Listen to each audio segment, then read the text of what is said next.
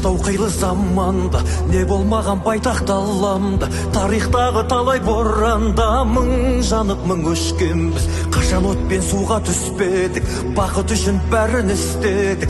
Бірлігіміз бойға күш беріп, сан сынақты кешкенбіз. Күлтегіміз қаған білгенбіз, құламаған елміз. Мен Мұрат Айгерім, еріктімін. Ерікті болу ел болашағына елеңдеу. Еліме түскен ауыр жағдай үшін алаңдау. Елімнің мұңы менің мұңым. Әлі бізде алар асу көп, бәрімізде біргеміз. Әлі бізде алар асу көп, бәрімізде біргеміз.